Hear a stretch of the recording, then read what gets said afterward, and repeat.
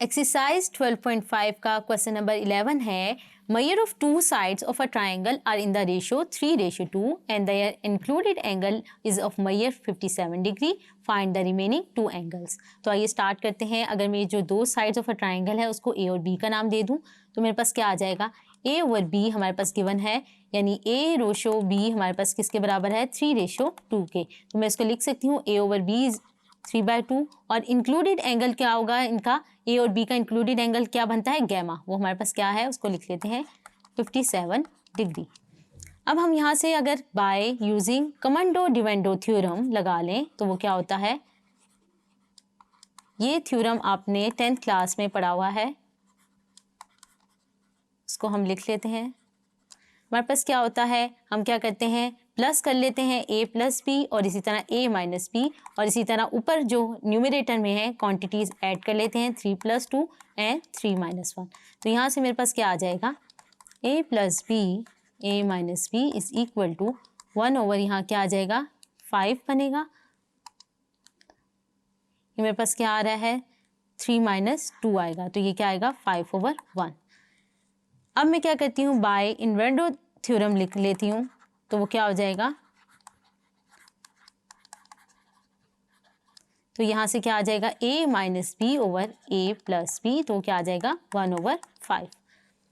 अब मैं लिख लेती हूँ लॉ ऑफ टेंजेंट। वो क्या होता है, क्योंकि यहाँ पे a और b साइड गिवन है तो मैंने उसके लिए लॉ ऑफ टेंजेंट का फॉर्मूला लिखना है, तो उसको लिख लेते हैं tan alpha minus beta by 2 over, इसको ज़रा दोबारा से लिख लेते हैं tan alpha minus beta by 2 over tan alpha plus beta by 2 is equal to क्या आ जाएगा हमारे पास a minus B a plus B. हमने क्या किया लॉ ऑफ टेंजेंट लिख लिया for the side a and b।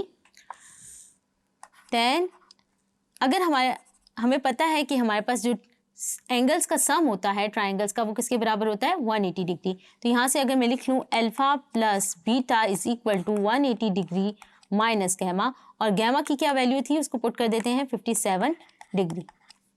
तो यहाँ से क्या आ जाएगा अल्फा प्लस बीटा जो है वो क्या आ जाएगा, इसको माइनस कर लेते हैं, तो मेरे पास क्या आ जाएगा 123 डिग्री। इसको अगर मैं इक्वेशन 1 का नाम दे दूँ। लॉ ऑफ टेंजेंट की तरफ आते हैं। अगर मैं उसको लिख लूँ अल्फा माइनस बीटा बाय 2, यहाँ पे अल्फा प्लस बीटा की वैल्यू पुट कर देते हैं, तो यहाँ क्या आ जाएगा 123/2 इज इक्वल टू मेरे पास क्या आ जाएगा, यहाँ से हमने a minus B over a plus B उसकी वैल्यू निकाली थी, वो हमारे पास थी 1/5, तो मैंने क्या किया वैल्यूज़ को पुट कर दिया। अब यहाँ से क्या करती हूँ tan alpha minus beta by 2 के लिए सॉल्व कर लेती हूँ, तो यहाँ से क्या हो जाएगा ये मल्टीप्लाई हो जाएगा, इसको मल्टीप्लाई कर लेते हैं और आंसर निकाल लेते हैं। तो अल्फा माइनस बीटा मेरे पास आ गया है 40.44, इसको मैं दे देती हूँ इक्वेशन 2 का नाम। आप देख सकते हैं इक्वेशन 1 में क्या लिखा हुआ है अल्फा प्लस बीटा, और इसी तरह इक्वेशन 2 क्या है अल्फा माइनस बीटा। तो हमने यहाँ से अल्फा और बीटा की वैल्यूज़ निकालनी है। अब हमारे पास 2 अननोन्स हैं और 2 लीनियर इक्वेशन है, तो इनको सॉल्व कर लेते हैं। अगर मैं कर दूँ एडिंग 1 एंड 2, तो मेरे पास क्या आ जाएगा एडिंग 1 एंड 2, तो मेरे पास क्या रिजल्ट आ जाएगा 2 अल्फा इज इक्वल टू क्या आ जाएगा 123 डिग्री प्लस 40। इनको ऐड कर लेते हैं और 2 से डिवाइड करके अल्फा की वैल्यू निकाल लेते हैं, तो ये मेरे पास क्या आ जाएगा 81। अगर मैं इसको उस फॉर्म में लिख लूँ तो 81 डिग्री 43 मिनट ये मेरे पास आ जाएगा। अब मैंने बीटा निकालना है, तो बीटा किस तरह निकालूंगी, अगर मैं यही इक्वेशन क्या करूं सब्ट्रैक्ट कर दूं, तो मेरे पास क्या आ जाएगा 2 beta is equal to 123 degree minus जो है वो क्या है मेरे पास क्या आएगा माइनस, इसको लिख लेते हैं, इसको सॉल्व कर लेते हैं 41 डिग्री 16 मिनट। तो ये हमारे पास क्या आ गई है अल्फ़ा बीटा की वैल्यूज़। अगर आप चेक करना चाहें कि आपने अल्फ़ा बीटा की वैल्यूज़ सही निकाली है या नहीं, तो आप इनको क्या करें ऐड कर लें, और ये हमारे पास तीनों वैल्यूज़ ऑफ एंगल क्या आएंगी 180 डिग्री के बराबर। तो आइए चेक कर लेते हैं कि हमने वैल्यूज़ सही कैलकुलेट किए या नहीं, तो उसको हम देख लेते हैं।